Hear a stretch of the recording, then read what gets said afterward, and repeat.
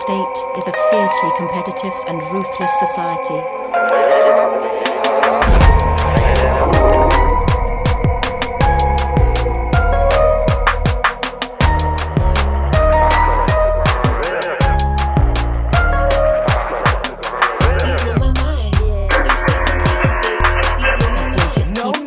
Misery and triumph. And now, After Hours with Rixx Javix.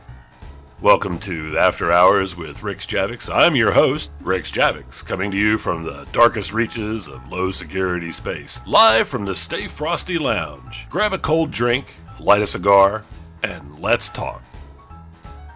I'm Nashh Kadavr. I currently fly for Pandemic Legion. Most people will know me from my history in The Bastards and some blogging history as well. I did quite a lot of blogging for a few years when I was still cool. These days I'm not. Not as cool now, no. I'm definitely not cool anymore. I currently am in the CSM. Where I try to do as much as I can for event organizers, and I say my bit for esports, Eve-Esports that is. And what other stuff do I do? Obviously I run, technically I am the commander-in-chief for the brand Eve-NT, for which we do quite a lot of things. Right. Yes, very important. You know what? I mean, I was just thinking, since next week is the summit, correct? And you're on your way to Iceland. Correct, yep. Correct, right. And so how do you, I mean, you're almost about the halfway mark, right? We are very close to the halfway mark, close, yes. Because I think April is the beginning, so we're pretty close. So how do you feel like that's been going with esports-wise? I mean, as far as your little nut to, your little... Yeah. Absolutely, yes. The two main points that esports has been sailing along quite nicely. I think everybody is under a very good understanding that Eve-Esports is a very difficult thing to watch and understand as a non-Eve player. So, right. as a mass appeal, it's a very difficult thing to try and spread and get people to enjoy. So. Everybody that has anything to do with Eve-Esports has that in full understanding. Right. But there is a lot of interest in Eve-Esports, specifically by the more veteran players, like yourself as well, that get a genuine kick out of, for example, the Alliance tournament or the championship that we organize. And what I try to do as an organizer is try to find the right balance. So I try to find the right balance between the pleasure for the players, as in the complexity, the thought process that goes behind it, the tactics, the points spent on certain ships, so on and so forth, which is a level of depth and interest and intrigue that the captains particularly like, but also the players themselves. Right. For viewers, watching Eve-Esports can be quite difficult because it's very difficult to understand what's going on. Absolutely. Yes, you understand there is a certain group flying against another group, but you can't really tell who's fighting who. Yes, if you watch the Alliance tournament, you can see what effects are being applied on certain ships. But it is very difficult to understand what exactly each specific ship does. And if you take something like Dota or League of Legends as an example, it is very easy to understand it. Even if you don't play the game, you can watch it as an esport and understand what's going on if you spend a little bit of time. For example, there is a particular champion and it's good at so on and so forth. And the commentators can explain what this particular champion can do, whether it's more of a tank role or more of an attacking role or more of a tackling role, or all these kind of things. And with Eve, that's more difficult because yes, you may fly, any particular ship. Let's pick a Typhoon, for example, very popular ship. Yes, you can maybe recognize the shape of it, and you would start seeing it. Right. But it could be hull tanked, it could be armor tanked, it could be shield tanked, it could be using various different weapons, could be using various different bits of E-War, and that makes Eve Esports so difficult to watch. And against some people's ideas on what EVE Esports is, I'm trying to not just please the captains and the players. I'm also trying to please the people that are watching it. So figure out a way to make it more enjoyable and visually understandable. Exactly. Even being inside, being part of it and trying to watch matches, it can be very confusing. I also think that it's kind of gotten worse, actually, because now with all these beautiful ship effects that we have, which have which are amazing compared to what they used to be. We've got shield effects, we've got armor effects, we've got NOS effects and nude effects and point all these effects, and it looks great, but it's made it even more confusing. Yeah, absolutely, absolutely, and I think.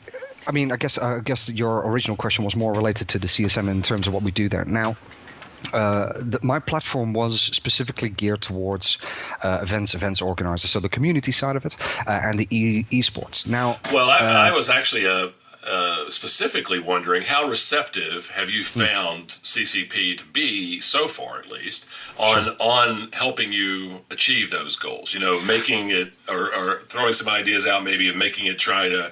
Make more sense to viewers,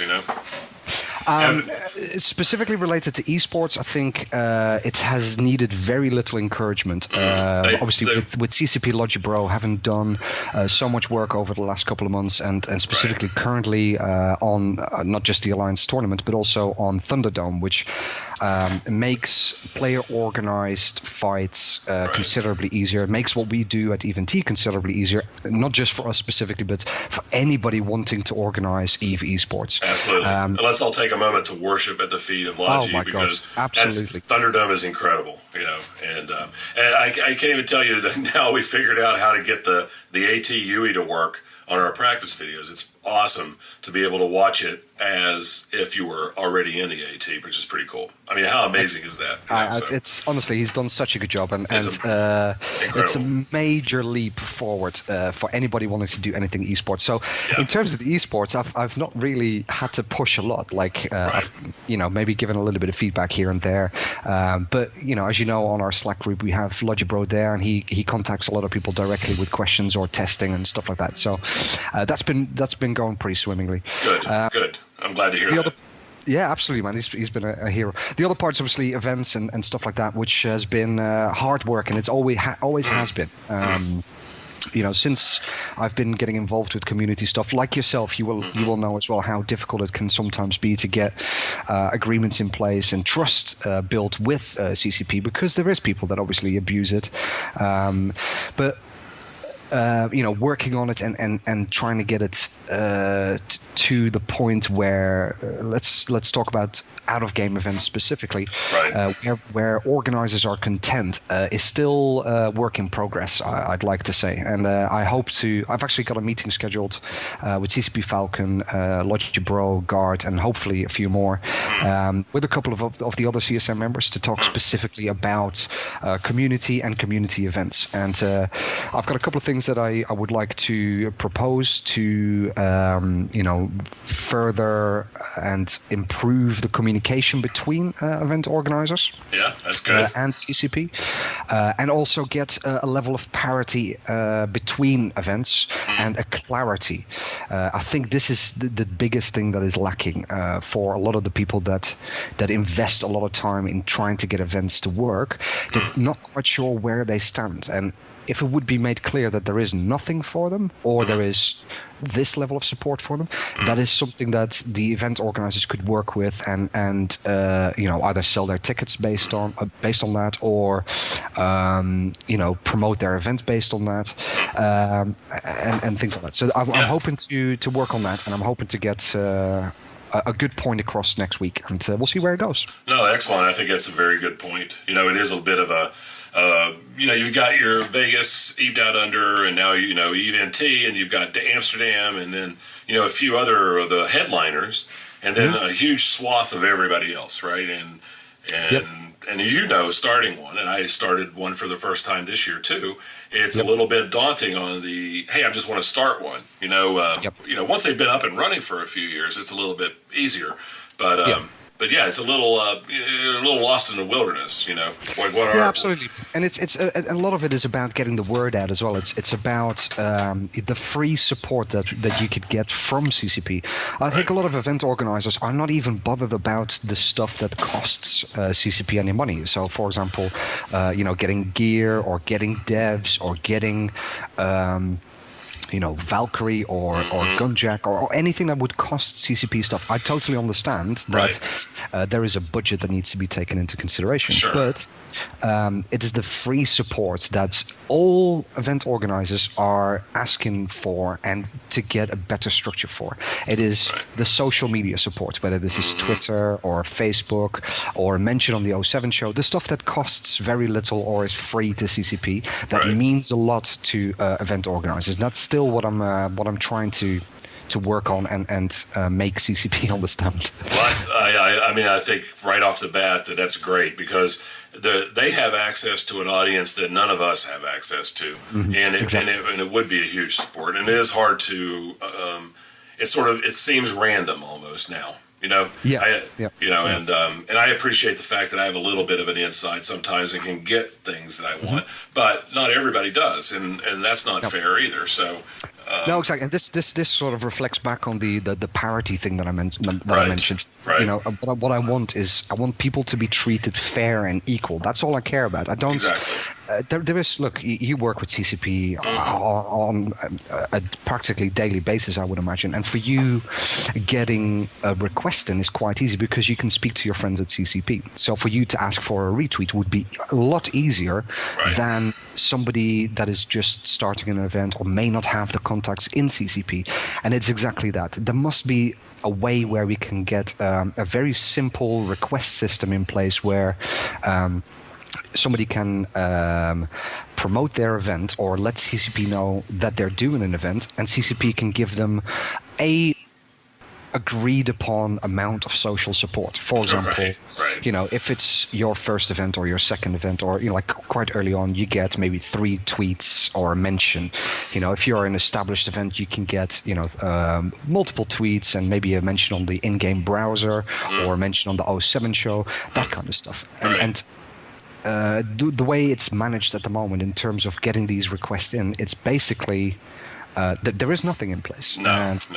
That is something that I'm hoping to work on and get done. Do you think maybe it could be done through the Eve-NT website? I mean, that's such a centrally located thing. It's such a good website, yeah. It is. Bam and his friend who put it together have done such an amazing job on it. And it's such a simple website, really, because it's self-catered. They put together. Yeah, you don't have to do anything to it. No, exactly. Yeah. As an event organizer, you just go to this website and you get to promote your event for free. And then as somebody that would like to partake in an event, all you have to do is basically go to this website, see what's close to you, when it is, and that's it. Yeah, that's great. And I know that CCP looks at this website and takes some of their information from there at random, but there is no real consistency to it. Right. Clarity and parity, that's what I'm pushing for. Right. So you have your own event coming up here shortly, right? Isn't Nottingham again in a couple weekends, or? As well, indeed, yeah. We have the 23rd and the 24th of September. We have Eve Nottingham is back for another installment. Wow, already. I think I made the mistake by doing it every 6 months, hence I've aged so much as I... But just as you're recovering, you got to do it again. That's going to be good. It's going to be really good. Bay RJ has organised the tournament again with Suetonia. We've got a couple of really good guys doing the commentary. Apothony is back as well to do some commentary. Silliman Shawa will be back for some commentary. We've got some really good prizes again. So the same as we had before: Cooler Master, Chill Blast. Plantronics will all be providing gear. So there's about $2,500 worth of like keyboards and mice and headsets that will be given away. We've got a charity raffle, which we're hoping to set a record this time again. So the previous record was £1,300, which I guess is about $1,500, something like that. 1,600 maybe. Not bad. So we're hoping to break that. What else have we got? We got obviously CCP devs attending. We got Goliath attending, and who's the other guy? Nice. I should know this, right? We're doing really. TV. Your head's full. I know. We're doing the TV broadcast again, which would be really good. And we got awesome. 5 presentations as well. So we've a presentation from Rocket X. He's going to be doing some stuff on capitals and capital warfare. Wow. We have General Stargazer doing a presentation on Valkyrie. Nice. We have both CCP devs doing a presentation, and what else have we got? I think either Bayer or myself might be doing something as well. So lots of stuff going on. You're big time in it now, man. You know. Man. Started out. It's pretty awesome, though. How many of these has there been now? When did you start? This is going to be the 5th. Fifth one already. Good grief! Wow. So, and the last 4 times we sold out. So tickets are a little bit slower this time, but I mean, we're reaching the limit again. So I mean, the problem we have with where we do our event is that it's limited in size, and the official maximum capacity is 200. Right. So we're a little bit limited in terms of how many people we can invite. But yeah, we're maxing out every time at the moment. So are you running into problems with that, or I mean, could you have 300 people? You think? Could you support? I think we could certainly, if we'd have a bigger site, we could probably have more people. The problem is we have a lot of benefits in the current venue that we have, specifically tech related. So related to the studio broadcast that we do, related to the tournament that we do, the layout of the building. So you have to give up too much to do that. Yeah, we'd have to give up quite a lot of the things that we currently can do quite cheaply as well, which obviously is a massive benefit to us, to allow for more people. And yeah, it's basically, you know, when we sell out, we sell out, and that's just the way it is. Yeah, that kind of sucks. But it's understandable, though. I mean, you can only support. It's kind of a negative return after you get to a certain size, right? And then you have a decision to make whether you want to turn into, you know, Vegas or not, right? Which is just a huge enterprise. Yeah. And I don't know. Would that be as much fun even? Well, I mean, it's obviously something that we have considered. There's a couple of venues not too far from us that are considerably bigger, and it has gone. You know, it has gone around, but you got to remember we do this twice a year, not once a year, compared to Vegas. So I mean, over the course of the year, we still get 400 people. Right, that's pretty awesome. So, I mean, it's something that we might think about again in the future. At the moment, I just want to get this one out of the way and not have an aneurysm every day all the way there. So let's get through this one, and we'll see. All right. So now that since I have you here, and you know, the vast majority of EVE players are never ever going to be on the CSM, right? So what is it? Tell us. I mean, without being specific, obviously, but what is it that you do exactly? I mean, you're on your way to this summit, so this is the first trip to Iceland this year. Is the first time. I would imagine that it's probably. I would imagine it's the only one for the most, unless there's going to be a major issue or a special occasion of some sort. But I would imagine for at least 90% of this CSM, this will be the only time that it's the big one, right? So, I mean, for most people, tell somebody like who's listening who's not going to be on the CSM. You know, what is it exactly that you guys are doing, and how does it work? I think it's a very I think it, and again, this is partly the clarity thing, and I think Jintan is doing a great job in trying to get as much information out there as we are allowed to, because obviously there is a lot of red tape in terms of what we can and can't say publicly. Right, NDAs and all.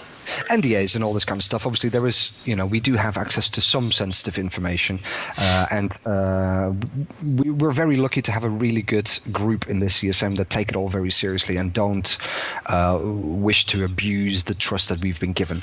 And specifically after the last CSM, which has been rocky to say the least. To say the least, right? Yeah, we're all keen to show that the CSM is a thing that can work. It is something that is valuable to both the players and CCP. But I couldn't agree more with you. I do think there needs to be more clarity. I think people need to have a better understanding of what the CSM actually does on a daily basis. And I feel I feel that I certainly going into the CSM had a very clear idea of what CCP would expect from the CSM, and I think the easiest way to describe it is a selected group of people that CCP can bounce certain ideas off of. So if they have certain ideas or certain problems that they can't necessarily discuss directly with the player base because it may cause drama or a discussion that is just not manageable, that is what the CSM for. So feedback on certain ideas that they're looking to bring out, and sometimes this is at very short notice, or it's like a filter, if you will. So it's a filter of them being able to get some ideas into that the CSM then can maul up, look at in a very serious manner. It's not like a forum post where you might get a few flippant comments, or like it is literally a group of people that will look at this idea, think about it, give feedback if they have a genuine idea on this or some feedback on it.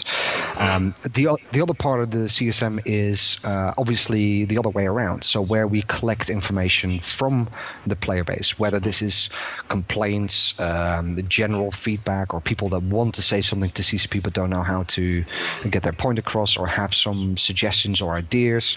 It sort of goes into the CSM and it gets kind of filtered, and we kind of put it in the right place and we get it into the right team. So whether there are some design things that people have ideas on, or UI ideas, or balancing ideas, or whether there are certain bugs that people have noticed, and if it gets fed to the CSM, we just get it into the right place. Right. It is, and I think a lot of people have, and that's a genuine shame. I think a lot of people have a very warped view of what it is to be in the CSM. I think some people apply to the CSM to fight CCP, and that is not what the job is. It is. Right. We know, God knows we've had a lot of that over the years. I think it's sad that the basic misunderstanding, I think, that started somewhere back in the early days about what exactly the CSM was is what's given rise to a lot of the problems that it's had. I think so, and again, I think this is partly CCP's fault and partly the previous CSMs, where there isn't enough clarity in terms of what is. What the CSM actually is and what is requested of the CSM. And I have to admit, and I have to say that this particular CSM group is genuinely very relaxed and has a very good understanding of where we are at. That's good. There is no drama in the group. We're all a really solid bunch of guys. We don't get worked to the bone, and maybe this has been the case in previous CSMs at some point, where it was genuinely a second job to some people. We all pitch in what would be reasonably expected. And some of us do. Good. Some of us do 2 hours a week. Some of us do 20 hours a week. Right. So there's not. Sometimes I know in the past there's been one or two people who kind of spearhead and run things and take a lot on their own shoulders, and absolutely, I think sometimes it's caused a little bit of resentment. I don't think it works like that in the particular. I mean, maybe you're right. I couldn't say for previous use. For this particular, as an outsider looking in, Maybe, yeah. Maybe. I mean, I think at the moment, there is a couple of. We get such a good sspread in this CSM in terms of where people have come from in Eve and their experience, and we got a couple of guys that are really technical and that can think about certain issues that have arisen mathematically, and that's great. We've got a couple of people that are very community focused that can give their opinion on what people think or feel like. So that's a really good mix, and we've got a couple of people that clearly stand out as the leaders of the group, and I think in a natural sort of fashion that is settled in and is completely comfortable with the rest of the group. If you look at somebody like Steve Vernuken, for example, he's been an example and a massive help to all of us. I mean, I would imagine that he has been approached by CCP to come and work for them because he's that amazing in terms of his knowledge, his passion, his understanding. But I mean, I don't think he would take the job if it were to be offered to him. But he's one of the best CSM members we've got. Excellent. Jintan's been incredible. He's been really helpful. Does a lot of the administration and trying to get some of the word out in terms of what we do. So yeah, he's been really solid. The rest of the crew is really good as well. Like everybody has done their bit. So. I've heard that from numerous sources too. You're not the only one who said it. So I'm very encouraged to hear that. Because everything that I've heard says the same thing. This one just seems to be working really, really well. I think so too. Yeah, good. Yeah. That's good. And I'm really happy for that. Really happy. I would hope, as an adult, that we are all past the drama of the past, but you never know. But I'm sure. But I think, it doesn't. But I think too that the fundamental problem's probably a little strong. But the problem issues that Eve has had in the past are kind of not the same now. Doesn't it feel that way? Like some of the tension that was there in the first 10 years. The EP fighting and the proving each other's bigger than whose dick's bigger than the other one. It's kind of sort of faded away a little bit. I think so. Like that really old guard and that bitter feeling has definitely faded. I think everybody that's still, and look, I mean, let's be honest. You and me, we're vets. Let's be honest, but we still play it just for the fun side of it. You and me don't play it for the drama. And I think a lot of the people that are still playing as long as you and me have do it for that same reason. They play it for having fun. Why would you play a game if it's like going to cause aggro or it's it causes drama or hard work or it genuinely becomes your second job in 40 hours a week? You can't do that kind of stuff. No, you can't. No, we have families and we have responsibilities that are outside of the thing, and it already. I mean, I'm sure you've had those moments in your career too, where all of a sudden it was getting a little too serious. You got to pull back from that stuff. So that's absolutely. Yeah, I mean that's why it led me on the path that it led me on, and why I did the things that I've done is to get rid of that stuff. To find a place where I could chill out and fly spaceships, which is really what. Yeah, absolutely. I think you're 100% right. I mean, like everybody burns out in Eve every once in a while. I think to a certain extent, if you don't burn out every once in a while, you don't play hard enough. You're not doing something right, exactly. Yep. But I mean, like same for me. Like I've been playing the Eve meta game pretty hard for the last 3 years. Right. Whether this is through Eve-NT or running campaigns in Eve itself and managing an alliance, all these kind of things. I think when this CSM term is over, I need to step back a little bit as well and recuperate a little bit. Right. And I'm going to take the end of this CSM as that target where I will be, taking it easy a little bit and just play Eve for playing Eve rather than. Well, I'm glad to hear that, and I'm encouraged because far too often I think we've seen a lot of CSM members retire. And not come back. That's the sad thing. I don't want that to be the case. I do. I mean, again, my case is slightly different because I only wanted to run one term. I never intended to be a long-term CSM member. I just, to be honest, I didn't expect to get in. No one did really. Nobody did. I mean, nobody expected you. but like now, I only have a few points to make. The area that I cover in terms of the grander scale of Eve are relatively small, and I think if I can't get my points across, that the area that I represent can't be made in this one term, I'm doing something wrong personally. So I want to make my points and get the points across and try and get some results out of those points for the people that I represent.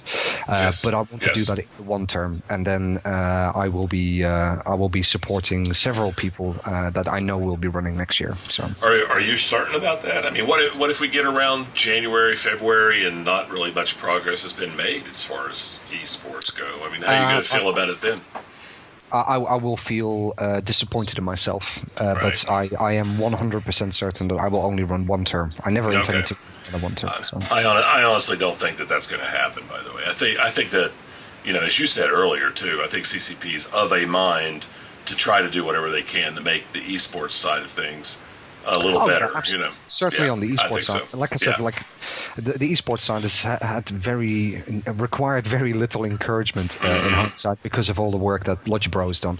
Right. On the event side and the community side, there's still a lot of things that I want to get something done about. And that's my focus, and that's my focus for the next 6 months in the CSM, and hopefully I'll get heard. Well, I mean, you think their heart's in the right place as far as the community stuff goes. I just don't know that they know exactly what it is we need. Maybe, you know. Yeah, exactly. Yeah. There's a lot of. A lot of misconception on both sides, a misunderstanding on both sides, you know, and people feeling more entitled to things than they are as well. And this is something that is classically internet spaceships kind of stuff, you know. People that play or do stuff on the internet generally sometimes feel more entitled to things than they actually are. You know, it's like, oh, I do an event, or I organize this, or I do this for CCP, and therefore I should get this. No, fuck off. It doesn't work like that. You know, it doesn't. You know, if it's of specific value to CCP as a business, then they may or may not choose to support it with something that costs them money, and whether this is sending people or giving gear or whatever. And I totally get that, and anybody that doesn't get that shouldn't even get into community work, because you just got the complete wrong end of the stick. You know. Yeah, you're going to end up being very disappointed. Yeah, exactly. But it's like I said, specifically the free stuff that needs sorting out, because it is practically free. Well, and you know too. I mean, there's no exchange for hard work. You know, putting on events. You know, this 300 people, 200 people, 400 people show up at your event isn't just because you said, "Hey, I'm going to have a get together." It's a lot of freaking hard work. It's a lot of work. I mean, it takes a lot of effort. You had about 50 people at your event, and I would imagine it was that a lot of work. For you to organize it, I cannot believe that you, certainly in the month leading up to it, that you've spent less than 10 hours a week in the month leading up. I don't believe that you've spent any less than that. No. That is for your first event. Yeah. You know, and it was a lot of work. It's a surprising amount of work. Yeah, and do you know what is amazing? And this is what I really appreciate. And the reason why I do this is because I appreciate how much work it is. And more importantly, I think it's genuinely really important for the longevity of the EVE community. The people that are playing this long term don't play it for the game necessarily. Yes, it's a good game. I think we can all agree that. But the reason why you still play is because of the people around you, the people that you talk to on such a regular basis, the people that you make your network for, all this kind of stuff. And if there is an opportunity for you to meet with these people, not just on comms like you do 2, 3, 4 hours every night, is actually to sit in a pub and have a beer with this person. And that is genuinely so important for somebody's long life in EVE and long-term engagement with the game and keeping their accounts running. And I think CCP needs to recognize that. Yeah, I mean, we decided to do it when we were on a flight back from Iceland. So once we went to FanFest and met you guys and met everybody, on our flight back, we're like, we should do this. We should have a meet. You know, who cares how many people show up, but we'll do it anyway. Yeah. It's a really good turnout, man. Well done. It is. Are you coming next year to Iceland? Yeah, we're planning on it, you know, quote unquote planning on it, unless I'm in jail or something. And then, but we have, we put down, we got a place already booked, so we're committed to it. So. Excellent. I think it certainly it'll be my third time. I will be going. I'm 100% sure I will be going in 2017. Good. But it will probably be my last one for a few years. So I'm going to make it a good one next one. Yeah. Is that because of family? Just too much? Family and, like, you know, you gotta, like, I mean, it's not cheap to go to Iceland, and this would be the third year in a row, and I gotta justify it to the wife, and, you know, it's like, you know, a week in Iceland could also be like a week in Spain with the whole family, not just me having a good time and drinking lots of beer. So. Yeah, I know. Well, how old are your kids getting to be? Well, my girl is going to be 9 in December. Oh, good grief! Oh, wow. Yeah, man, and the boys just turned 5. So. Oh, wow, yeah. See, I'm at we're 13, 12, and 11 now, and I'm already getting a lot of slack about not taking them to Iceland. You know, they're all like, you know, you should take us to Iceland. So, Yeah. It's an option that we've considered actually for the next one, whether we just go as a family. But I don't know. I don't know. I mean, my wife already struggled to share a bedroom with me in Iceland because I'm Yeah, it'd be a little different if you had kids along with her. I know, I've got to behave myself, and I don't want to. So. It's not really the right place to do that. Yeah. All right, guys, I got to go. It's 9 o'clock. I got to get home and go to sleep. And it's not so good. No. I mean, everything good happens after 9 o'clock, right? So. Yeah. See you later, guys. I'm gonna go and. So that's not so good. No, but I mean, I understand. It's a commitment. It's even for you, as close as you are to it, we're a little bit further away. But absolutely. But I'm looking forward to it. I'm genuinely looking forward to it. The amount of people that I met the first time I went to Iceland, is incredible. And the amount of, the stuff that we came away with in terms of ideas and, inspiration really to stay involved, with all the things Eve related, in whatever format is great. Yeah, it brings us right back to full circles about the Eve meets. Part of the joy of that is meeting somebody in person, and having a talk with them. And I said this, at FanFest, there's not a single person that I met that, and I think probably most people feel this way, most people I talk to anyway, that I had a problem with. Nobody. No, everybody. I mean, this was right in the midst of the little dramas that were going on. I mean, you and me are a great example, really. Yeah, everybody that we met was like very friendly and happy, to see you. Yeah, absolutely. I think this is the thing, and this is the thing about not just Eve, but any internet drama or bullshit or people saying stuff to each other online is very different. As soon as you rock up and you stand next to somebody with a beer in hand and you have a common interest or a shared passion, all of a sudden, the bullshit is just bullshit. And at the end of the day, we're all people and we care about the same kind of thing. And the end goal is the same. And I think the type of people that you meet at Eve meets or any gaming convention to a certain extent, or any convention of any sort where you have a shared interest, just opens your mind to that, I think.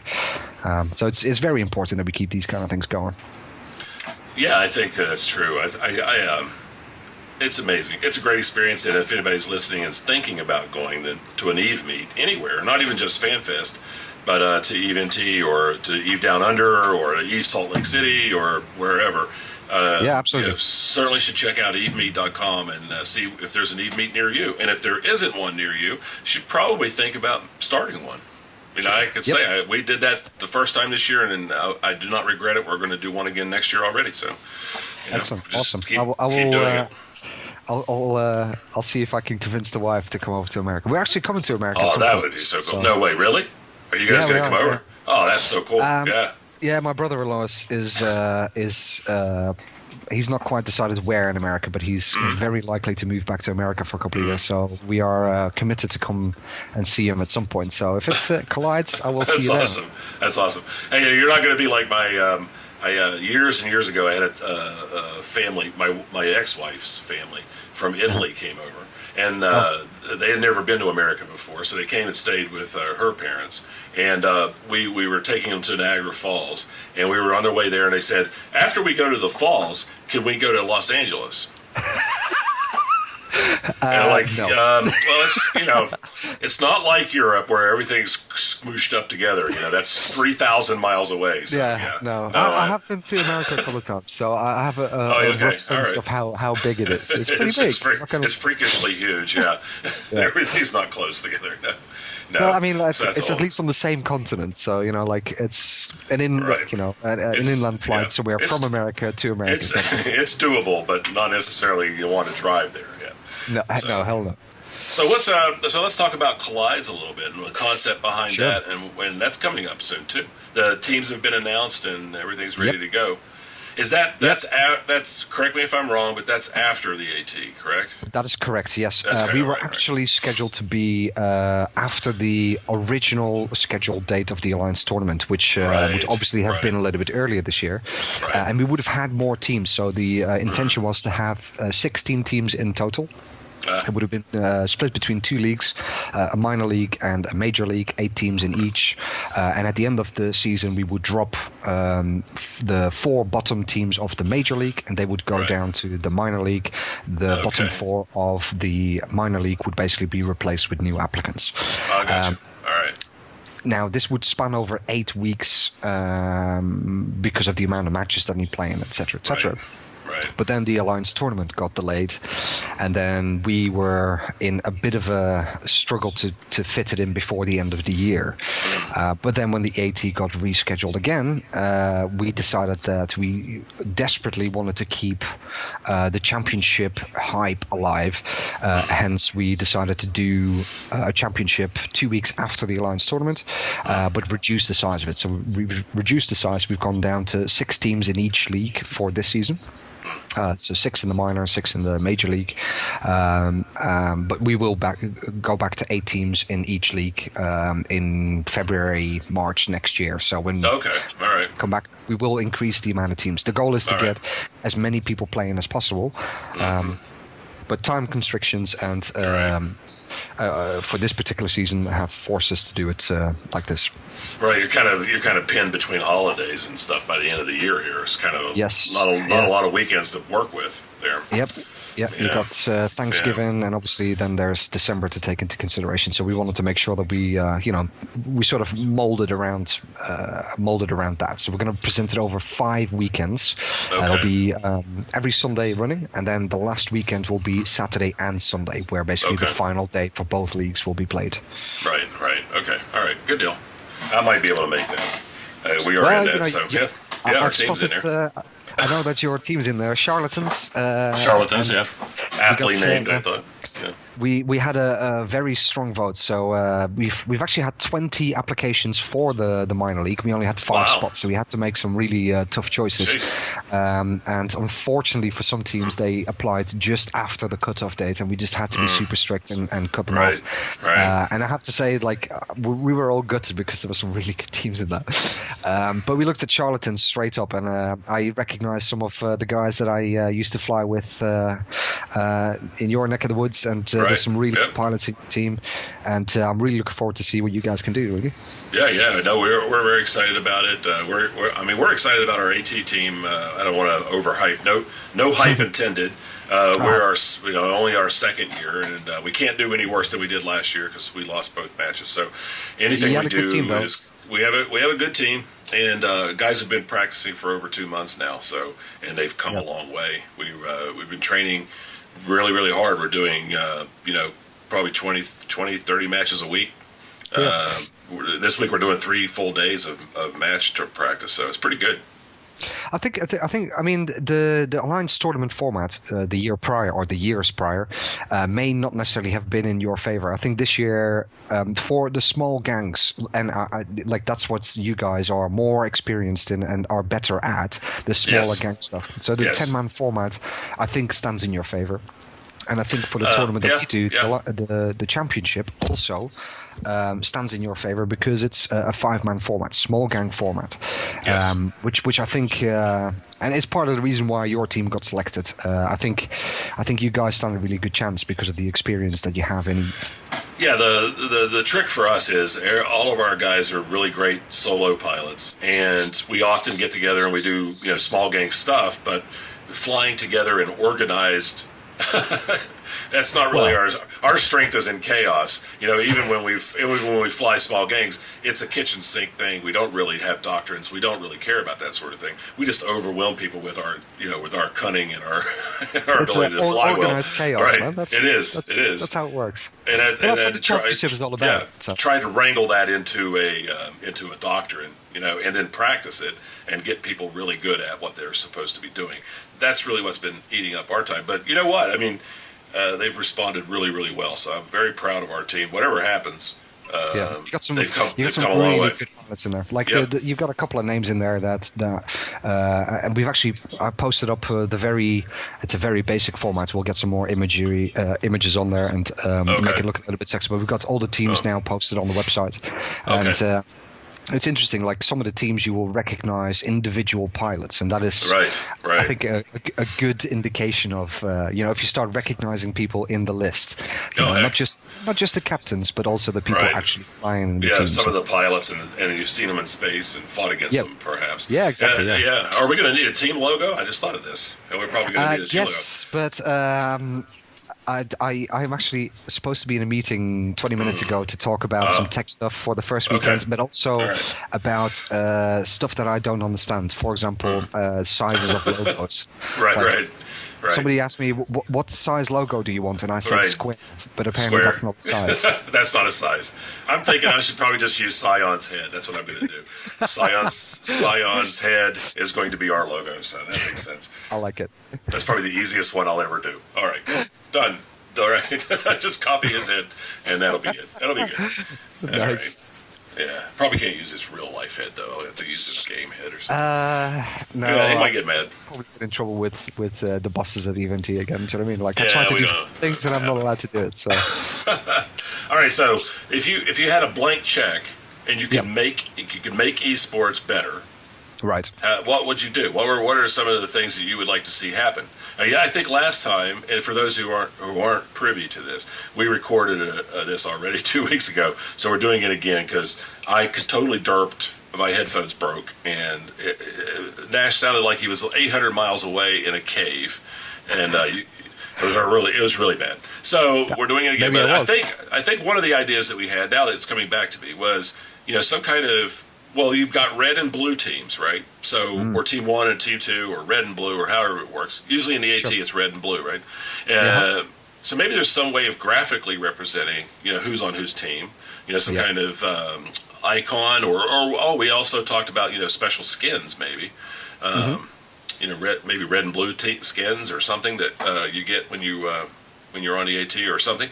I don't know. When you're assigned to a specific side, yeah, definitely. Yeah. I mean, maybe there's some way of helping. I think, blank check, and I think that something in that direction is again, and what you're thinking about there is like me and Bay argue sometimes because Bay is very much he's a big esports fan, but he's very much focused on, like most people interested in esports, Esports, they're thinking about what it is to experience it as a player, as a captain, and those kind of things. Which is important, right? It's got to be fun. Absolutely. It's got to be fun. Sure, very absolutely. Important. Yes.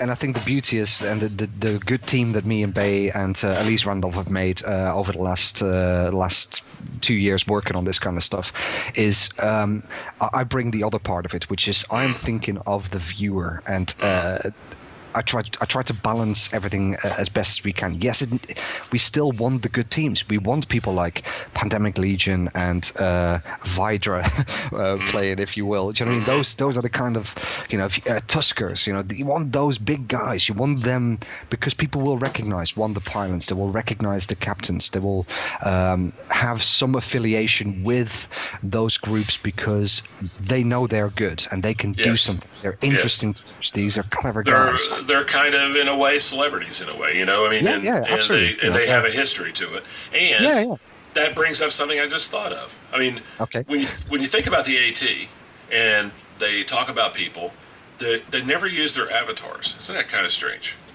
I mean, I wonder. Yeah. You're talking about the FC.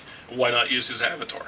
Why not use because a lot of us recognize. I know I do. I recognize Sully's avatar. I'm sure. Oh yeah. And I recognize yours, and people recognize mine when they see it local because they all run away. So maybe there's something to that.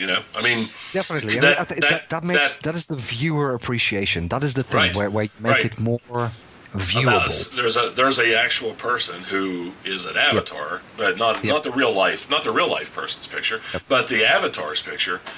Maybe having some connection to the ship or the name at least, that might help. That might help things a little bit. I don't know. I just thought of that. We never see the avatars. I mean, one of the big things, and this is obviously the biggest change, and I don't know whether we actually spoke about this already, but the biggest change that we've made to the championship that we do moving forward is fixed ship fittings. Now, as soon as you say fixed ship fittings to captains, they all go, they don't want to hear about it. Because it's like, it takes away a level of tactics. Like they don't get to fit their own ships. They're not going to be shit fit, and the fittings are available publicly. Oh, right. Now, okay. what this has done, and the reason why I have really pushed for this to be part of the new championship and the way we will bring our esports forward, is because it creates the champion. And what I mean is, anybody could look at the website, or the commentators can talk about a specific ship and tell the viewers what it does. So you're not just looking at a Raven. That Raven could be shield or armor or hull fit or all sorts of whatever. God knows, right? Yeah. But God knows. But what I'm saying is, in our tournament, when we talk about the Raven, each commentator can explain exactly what the ship it does, what fittings it has, what effects it can have, how it can be used best, all these kind of things. And also, obviously, in terms of graphically showing this to the viewer, we can bring up nice looking graphics and stills that explain what it's all about and explain how this particular champion works best. Footing, so that's very intriguing. So yes, I think and the way we've compensated for this, and again, this is like having these kind of meetings with the other guys in the esports team is very difficult, because you're trying to appease to their needs, and they're thinking about what the captains feel like and the players feel like. You need to find a balance. So the way we've come to that balance is by creating a banning tool. Now, and again, I don't know if you ever watch any Dota games or League of Legends games, but the way we've come to an agreement is, yes, we can have champions by having fitted ships. Done. The complication and the interest and the tactic and the difficulty for captains, we are bringing back in with the banning tool.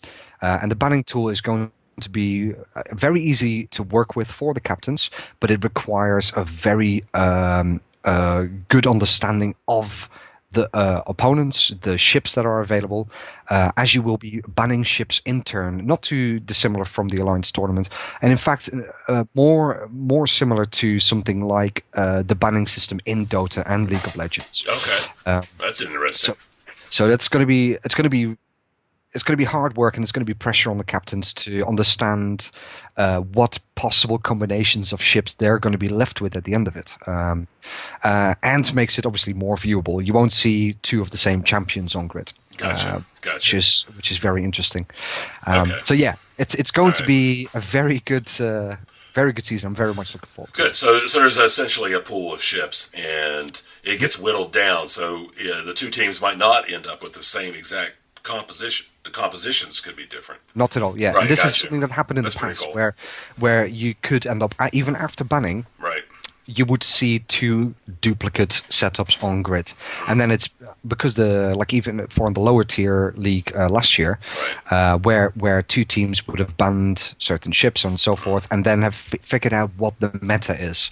As in, there is certain ships that are slightly stronger, and they basically end up with mirror setups on right, grid. And then it's just, yes, it comes down to a level of piloting, but also a little bit of luck. And so cool. all those kind of things are all gone. Yep. Yeah, good. All right. So then, first week of AT, Eve-NT is going to be doing what exactly? Yes. So with the help of CCP, we are pooling together a couple of people.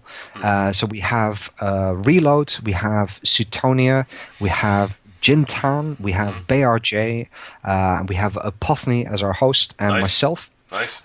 And for the Sunday, we also have Rocket X from Wrecking Crew. Yeah, very good. And that will be the team. Nice. We will be presenting the Alliance Tournament Weekend 1 from the Eve-NT studio. So it'll be, as you would expect, that's your bathroom, studio. Right? That's your bathroom. it's like my bathroom. If that's my bathroom, that's that would be quite but yeah, we'll have a studio where we will be doing analysis. So Apothny will be our main host, where he will be relieved from his duties by myself or Bay on occasion, because obviously it's quite long days. And we have a selection of analysts to analyze the matches, and then we have the full team from the Eve-NT commentators that are also helping out. and doing the commentating on the matches that we will be being fed from the CCP end. So it's going to be a very slick presentation on the Alliance Tournament Weekend 1. It's going to be a big thing, and we're all super excited. It's going to be really hard work. It's going to be cool, though. It's going to be awesome. Cool. That's cool. And how has Thunderdome's really kind of just made that possible, really? I mean... absolutely. I mean, it's given us a chance to. So, for example, some of our team, like Bay and Biohazard, have been able to try out the tournament tool, and in terms of being able to display this properly. They've been working quite a lot on there and practicing and getting used to the things that hopefully they'll be working with. Right. That's excellent. Good. So it's going to be super cool. Yeah, I'm looking forward to that. That's good. It's the weekend after Ev-NT Nottingham, so we'll all be hungover still from the previous weekend and tired. But it's going to be interesting. Yeah, it's cool. I mean, it's for a lot of the teams. It's always ever since that started when they didn't do the first weekend, which I think has been 2 years now. It's always been a disappointment for a lot of people because a lot of the who knows, maybe us won't make it through the first weekend, so you don't get a chance to be on this big stage. So that's kind of cool. Exactly, yeah. And this is. I mean, last year there was quite a few groups. There was 2 very big groups, or two big streamers that did a great job in getting some analysis done and talking about the matches. And it was quite a casual affair. And we're trying to give it back that grandiose sort of feeling. It's a big deal. Man. It is a big deal, and it should have that, and that's really excellent. Good. I'm looking forward to it. So good. All right, Nashh. Awesome. Well, I appreciate you doing this again, and I apologize again. But you have a safe trip to Iceland, and hopefully things work out really well. And say hello to everyone for me while you're there. And I appreciate you taking the time to do it, man. No problem, man. Anytime. Yeah. Anytime. Yeah. Anything you need, you just let me know. All right. I'll poke you on Slack because it's almost on a daily basis at the moment. Almost a daily basis, yeah. No problem. I always appreciate helping out any way I can, of course. So thanks, man. Thanks, man. Say hello to your wife for me. And I will do. Same to you. Yep. Cheers. Ciao. Ciao.